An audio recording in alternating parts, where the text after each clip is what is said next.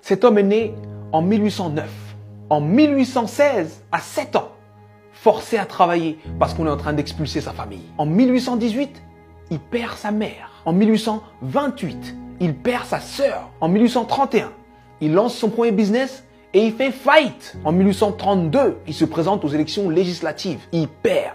En 1833, il emprunte de nouveau de l'argent pour créer un business qu'il lance et qui fait faillite encore. En 1835, il rencontre une femme merveilleuse, il tombe amoureux d'elle, il se fiance et elle meurt. En 1836, il rentre dans une période sombre de sa vie, il rentre dans une dépression profonde. Et il reste alité pendant 6 mois consécutifs.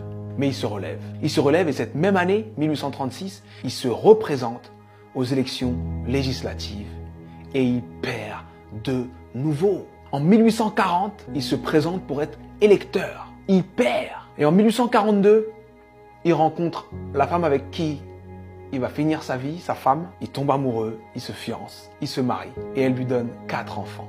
Et il en perd 3.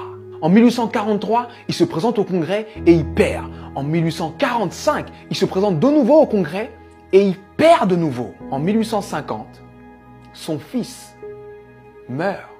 En 1854, il se présente au Sénat. Il perd.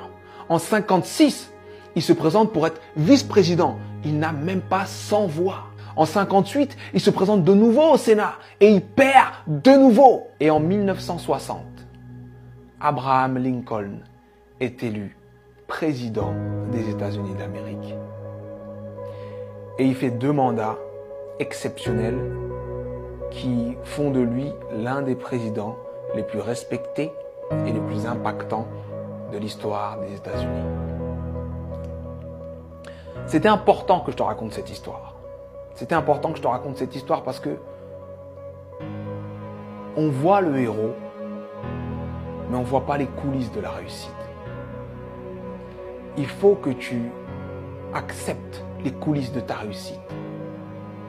Peu importe la difficulté, peu importe ce qui se passe, peu importe ce que tu dis, sache que tant que tu respires, ton but t'attend. Tant que tu respires, ton rêve t'attend. Et je vais te dire une chose que je veux que tu gardes dans ta tête et dans ton cœur le plus longtemps possible et que tu te répètes le plus souvent possible. Les épreuves que tu trouves sur ton parcours sont adaptées à ton potentiel. Les petits potentiels ont de petites épreuves. Les gros potentiels ont de grosses épreuves. On peut tous, dans nos vies, prendre des feuilles, noter les dates des moments les moins drôles de nos vies, les moments les plus difficiles de nos vies, et faire une liste comme celle que je viens de faire pour Abraham Lincoln. Mais sincèrement, je pense que Abraham Lincoln faisait l'inverse. Pour avancer dans les coulisses de la réussite, pour avancer face à toutes ces épreuves, il faut se focaliser sur ce qu'il y a de bon, de positif et ce qui nous donne envie d'avancer. Donc, je sais que ça peut être dur d'être au cœur de la tourmente, ça peut être dur de perdre des gens, de faire face à l'échec encore et encore et encore. Mais, concentre-toi sur ce que tu es en train d'essayer d'accomplir et accomplis-le.